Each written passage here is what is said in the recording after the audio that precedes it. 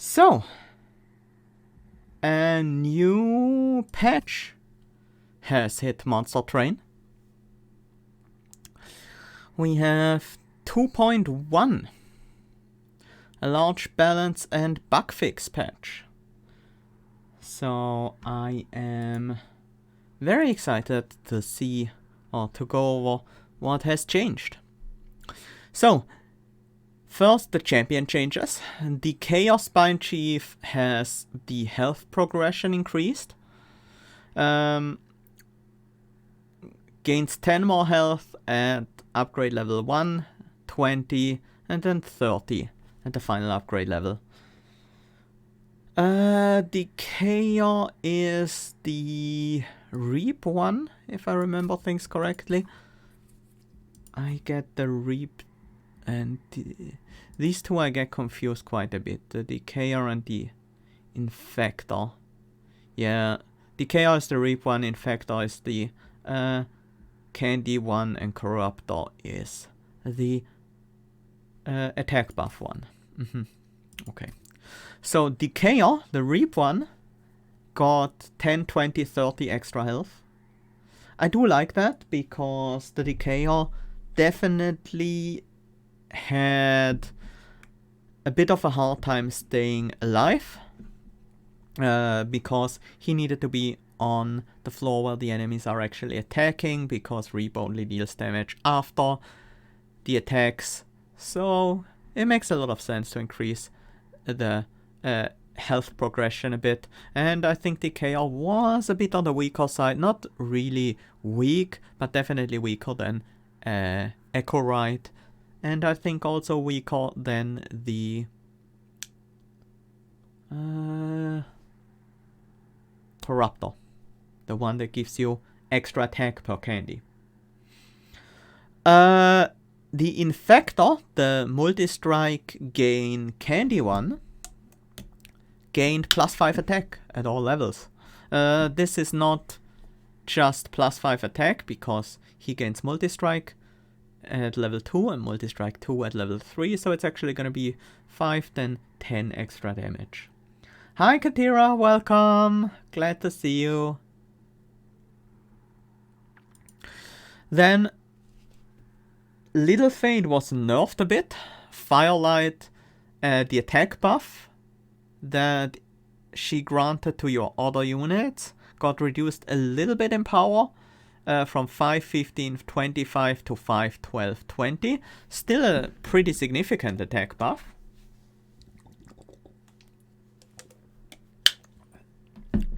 Just not quite as giant anymore. Still probably a really strong path to go for, and yeah, I don't think it hurts her too much, but you just have to keep in mind that you will scale a little bit slower now. Eternal Flame also scales a little bit slower, but where the Firelight was reduced mostly in the later stages of her path, the Eternal Flame was reduced mostly in the earlier stages. From 20, 40, 60 down to 50, 30, 60. So the most noticeable, well, let's think about this. Floor 1 enemies, Ring 1, Ring 2, Ring 3, first act, basically first part of the game, enemies have about 45 health. So instead of dying twice, she now needs to die 3 times to one-shot them.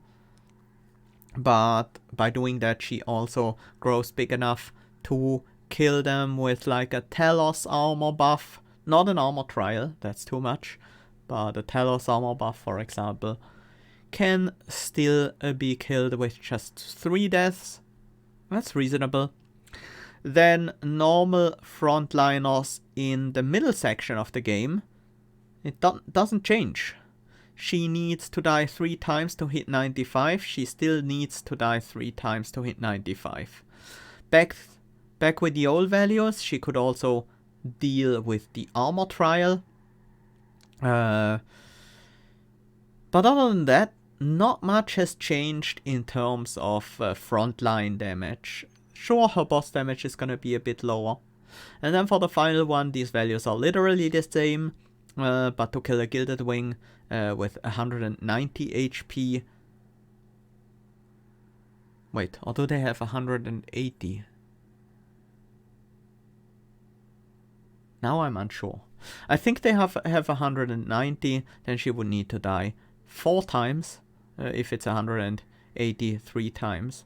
So now it's just 3 times. If it's 180, it's just 3 times across the board, while before it was 2, then 3, then 3 times. I'm not sure if that makes a giant difference. Reduces her boss damage output a bit, but that's usually not gonna be the problem with this path.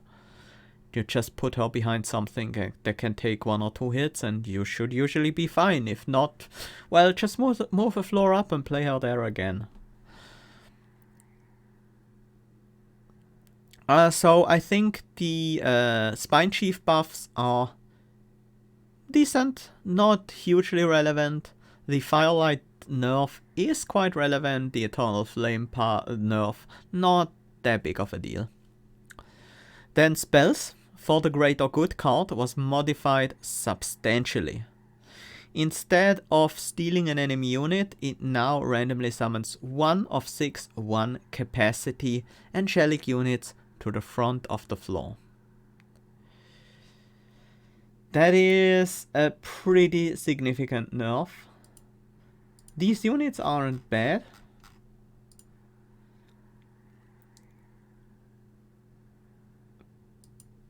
And I think they have... If I'm reading these stats correctly, they are actually significantly better than many of the units you would normally get from the enemy side, but they are not as strong as some of the most powerful ones. I think what you can get is they all, as far as I know, they all come with Stealth 1. They're all cardless, obviously. There can be a Spike Channeler that gives spikes 6, spikes 3. I'm not sure. I think spikes 3 to your units and has spikes 30 and 30 armor. 510 instead. Not too exciting. 4010 unit with Extinguish buffs your units with Quick. I'm not sure how much it buffs your unit, but the fact that it has Quick is quite nice. We can get a 2515 with Multi-Strike 2. One of the better ones for sure. We can get a 020 healer with Extinguish, deals damage I think, and damage shield. And we can get a stealth unit with 3225. Not too exciting, to be honest. I think most of them are pretty bad. The healer can be decent. The quick unit might be decent depending on how big the buff is on Extinguish, and the multi-striker can be pretty good. Other than that, the others kind of suck. There is also no big tanky frontliner that you can get, so no like Gilded Wing or something along these lines. So yeah, Greater Good now sucks. I don't think it was reduced in cost either. Let's check that though. If they made any changes other than that to the card, it might still be okay. Yeah, I think it should cost 0 now. Summon a friendly rebel unit to the front of this floor. Either it should be intrinsic, so that you can, like, intrinsic permafrost, so that you can set it up whenever you want. It should cost 0 or maybe 1. That is not a huge deal. Or maybe it should let you choose between, like, I don't know, 3 units or something. All of these could work quite nicely, but as it is now, it is bad. I'm glad I mastered this card before, because now it's nowhere near good enough to actually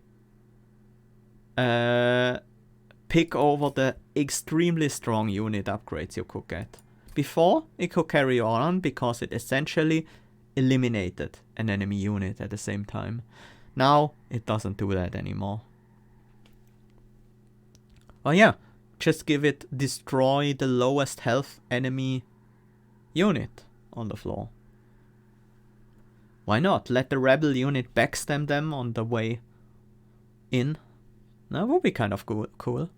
Anyways, the card now sucks and you shouldn't pick it in 95% of your runs.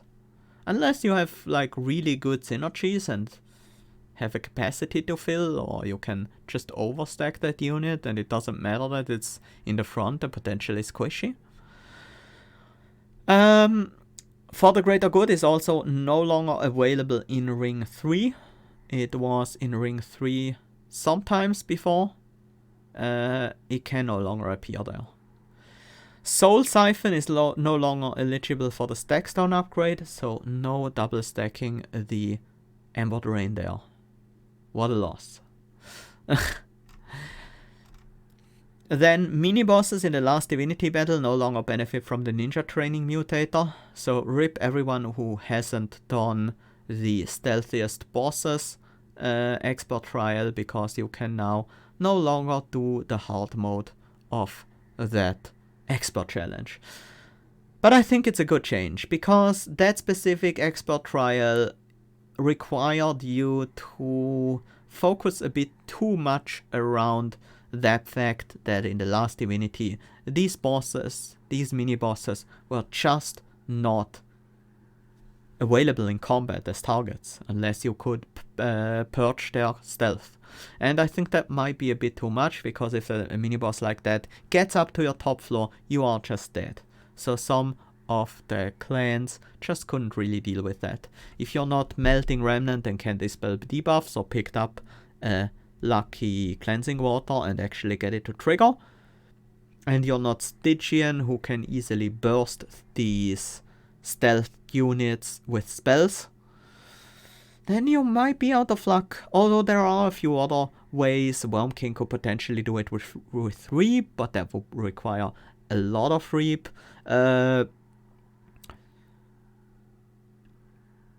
Hellhorn, the Woken, don't really have great tools, but like a Woken can deal with it with Rooted, like rooted on the floor forever.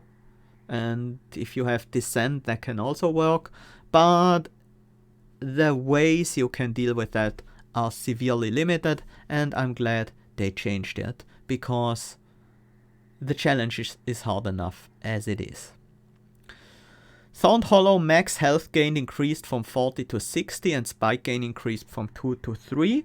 That surprises me, because I thought Thorned Hollow was a decently powerful card. Not crazy strong, but very solid. And I'm surprised to see that they increased the spike amount. The health gain, I can kind of see. The spike gain, very surprised about that. The Legion of Wax Essence. That is the essence, not the Legion of Wax itself. The extinguished trigger from the Essence was changed to a Revenge trigger, and Twin of Wax was changed to be a Mote of Wax. So, whenever your unit takes damage from any source, there will be a 2/2/1 capacity unit that blocks a hit, basically. That can be nice. That is much better than the essence that used to be there before, which was summon 2 Twins of Wax. That's 2/2 capacity units with 4/4 in stats, that when they die summon even more units that take up your floor for almost no benefit, because the stats are so low. The only thing I could reasonably see that before was with the Corruptor, Spine Chief, and even then it was pretty mediocre.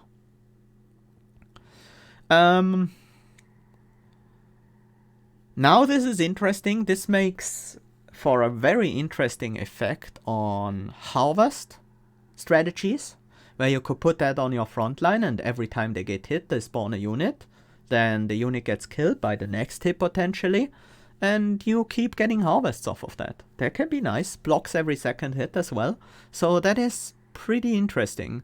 I'm excited to play around with this, especially in a harvest build.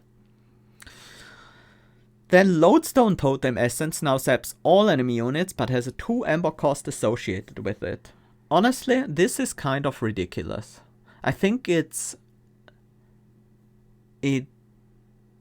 is extremely strong to just be able to put a Lodestone Totem onto pretty much anyone if you can just afford the Ember cost. Yeah, like the other Lodestone Totem Essence was kind of weak. I can see that, but it wasn't that weak. It was actually pretty solid. Maybe the problem was that it didn't increase the Ember cost. I don't know why they changed it to be that way, but it's definitely very strong now. Transcend Imp cost increased from 1 to 2. Yeah, makes sense. Transcend Imp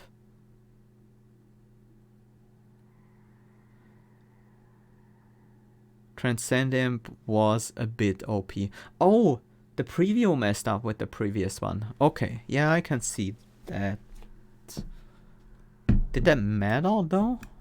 Did you have any random... I mean, you have spells that... well, not spells that zap random targets, but spells that that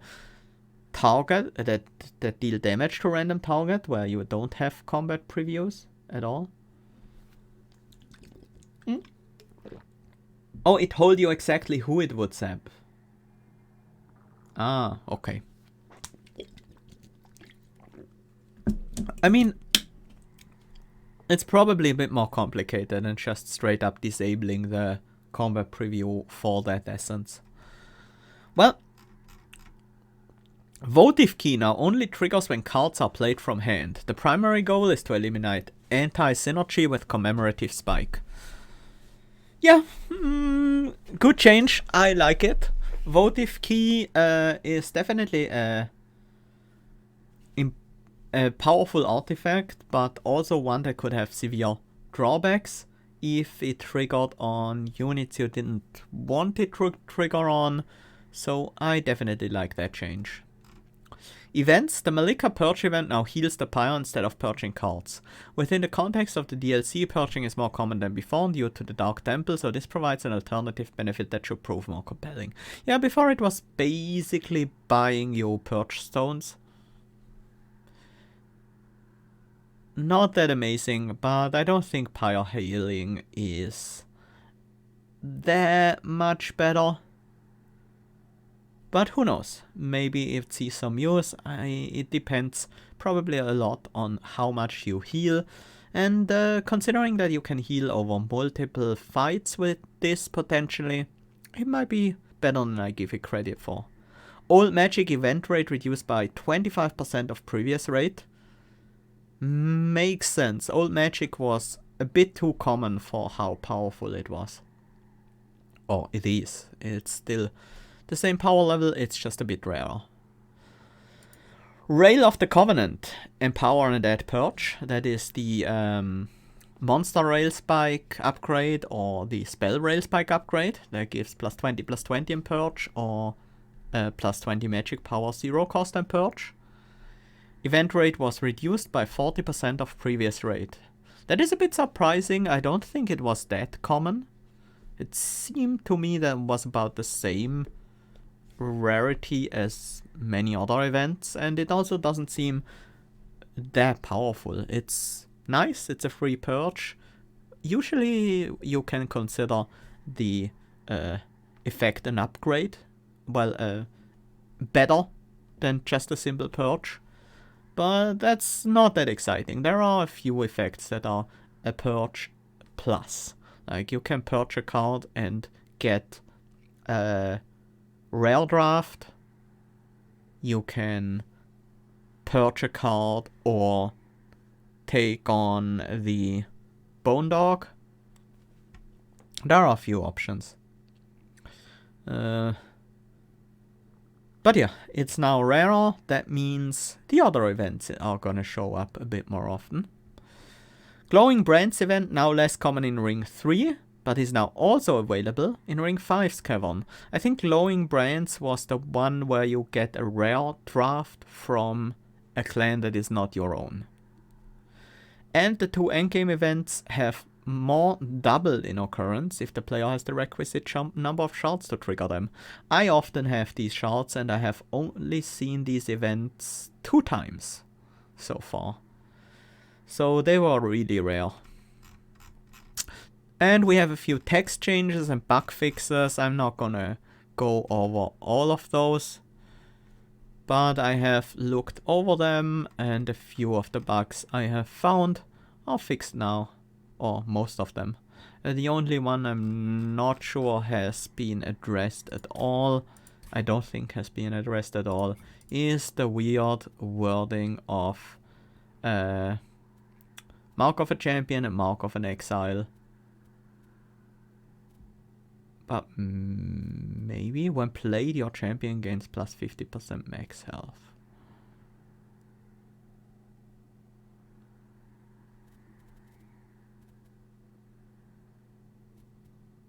It is definitely a different wording than Resin Block, for example. But like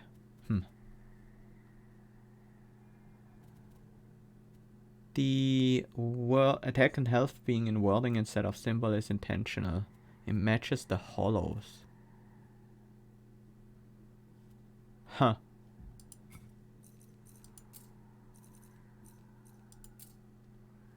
Okay. Ah. Interesting. So, does the champion also not start with full health? Because they only gain max health?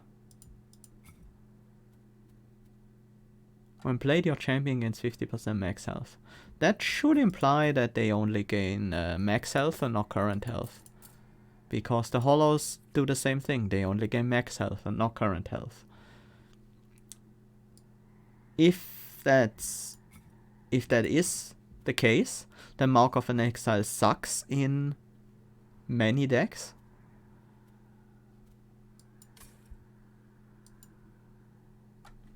But if that's not the case, then why are they worded the same if they function differently? Well, not sure. Anyways, these are the patch changes.